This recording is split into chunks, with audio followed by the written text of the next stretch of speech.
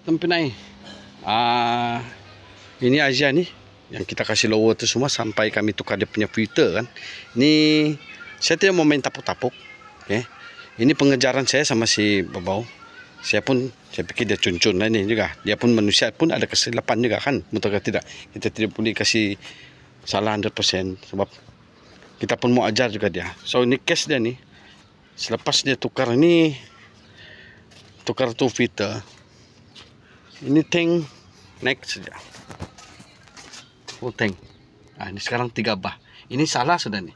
Sedangkan ini kita pandai mati-mati sudah. So, kalau kamu mau tukar filter tuh, okay, saya pikir dia tahu, dia pernah ikut sama saya. Okay. Jadi ini tangki ya. Okay. Dia ada mangkok tau. Tadi 3 bah kan. Kadang-kadang dia full. Dia ada mangkok tau. Nampak tuh mangkok. Okay. Kita mau kasih pelampung dia ni limpas. Ni nampak ni besi ni. Limpas. Kalau kita tengok dulu. Tengok betul-betul. Kasih limpas dulu. Okey. Okey, bukan tengok marking ni juga. Okey. Kita tengok kalau nampak tu. Nampak tu. Ini kehabisan minyak sudah. Ini begini susunan dia Tempinai.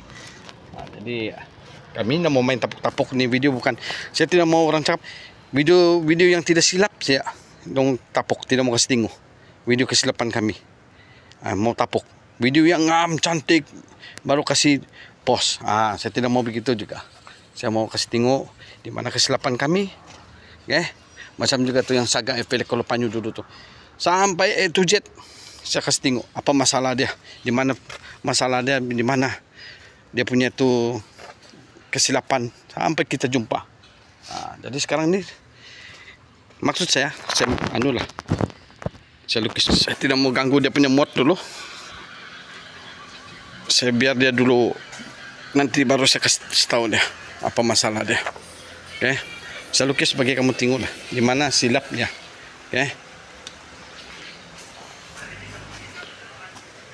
Oke, setiap Azia atau mana-mana free injection dia ada mangkuk tau. Oke. Mangkuk ini tempat duduk electric pump. Oke. Kalau kita mau simpan, pastikan itu pelampung dia punya besi begini, itu pelampung di sini. Jangan tersangkut sini, jangan tersangkut sini. Mr. Babau mungkin dia tersasar sedikit begini sini ataupun ini besi tersasar sini. Jadi ini pelampung ternaik saja. Itulah dia full tank saja. Sekarang ini saya kasih kedudukan dengan sudah. Baru dia down. Jadi begitulah Tempinai. Harap kamu paham. Setiap injectionnya tangki mesti ada duduk. Ini. Ada duduk. Jadi pastikan kasih miring dulu nih. Kasih cun-cun di sini baru duduk di sini. Begitulah itu Tempinai. Cun-cun sudah tuh. Jadi saya mau pergi balik minyak sama dia. Owner pun rasa begitulah. Dia pun cakap mungkin dari situ jadi kita akur. Tidak boleh bilang, tidak bukan. Tidaklah, ngam sudah tuh. Kita kena proses tau. Kita mau proses pandai karena rendah diri, jangan ego tu kena buang. Bukan bilang, saya ngam, saya pasang ngam, tidak ada masalah itu. Jangan begitu. Karena back to zero, kenapa? Dia boleh jadi begitu. Back to zero, kenapa kejadian itu berlaku? Dari situ. Oke. Jadi, saya pergi balik Petro.